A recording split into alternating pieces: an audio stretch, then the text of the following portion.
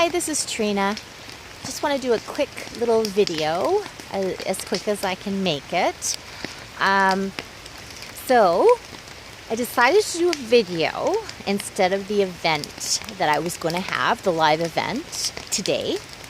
Although, if there's interest to talk more about the subject that I'm offering, or to get clarity on anyway, I will be opening up my live event to anybody who's interested in learning more about the ceremonial aspect of how to do what I'm going to suggest.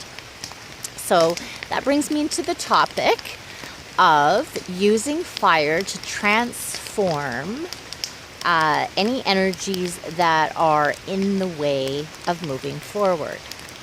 So if you look at my write-up, it has to do with the Pisces full moon, and it talks a lot about the things that we are shifting. So there's some like heavy energies that is a planetary thing. So you're not alone if you're struggling in any way, shape, or form. We all are. My job, what I see myself, is being the spokesperson for my sense of what's happening with humanity at this time. So I felt the need to offer a little bit of a video, and I just happened, I'm so lucky, but and it's probably getting very hot. The fire's not being friendly right now, so I might have to wait to use the fire.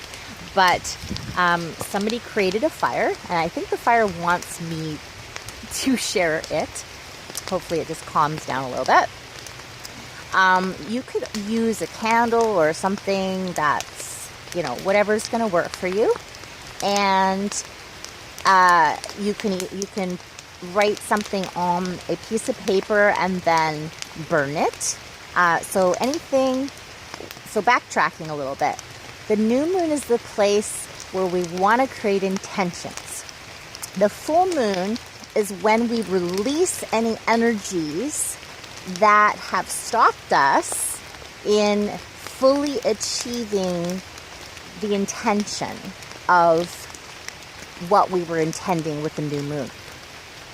So, for example, one of the things, just an example, me getting my work out has been a challenge. And I'm coming to terms with some feelings and beliefs that I've had. And what I want to do with those feelings and beliefs, and so this is something you need to kind of connect to, but one of the ways you can do that is revisit your intention and then ask yourself, what is in the way of that fulfilling itself? If it's fulfilled itself, perfect. Mine is like very multi-layered because it has to do with me putting my work out there and being seen and being heard. So there's a lot of wounding and a lot of shame and a lot of stuff that I'm working through to get me there. So this is why it's taking me a little bit longer.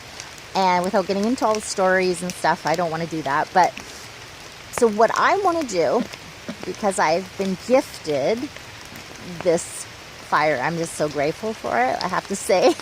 I didn't even make it. It was just created, and here it is, and so I'm working with it. And I've opened sacred space, just an FYI. So whatever sacred space is for you, it's perfect, okay? Everyone's sacred space is different, but you always want to ask for some support because sometimes our egos get in the way. And so if you ask, say, your ancestors to help you, the earth to help you, creator to help you, whatever works for you is right, okay? I just wanted to give you a side note. Okay, so saying all that, I want to get to the nitty gritty. So for me, I'm at a fire and I'm going to use sticks, okay?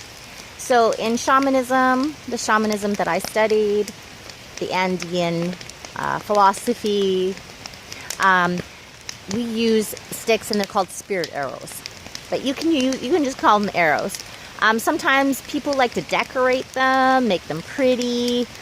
I don't feel like I need to do that. I think like at least it's a dry stick, it burns, and that's good.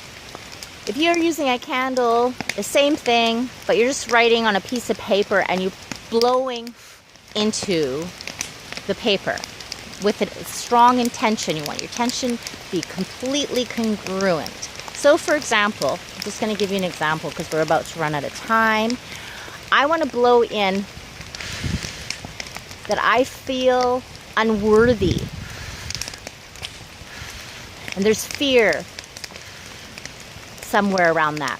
So and then I'm going to track in my body where that is, and I'm going to unwind it. So unwinding it, just pretending that I can, and you can, like I can feel there's a stickiness. So I'm just unwinding it, like imagining it rolling down the stick until it's no longer. And if it's somewhere else and I do that, you can do that with paper, or you can do it, you can do it with a stick or something and then put it on the paper if you want to have that experience of actually unwinding. Anyways, that is my little tidbit of releasing energy if you're interested in a ceremonial practice to try on the full moon.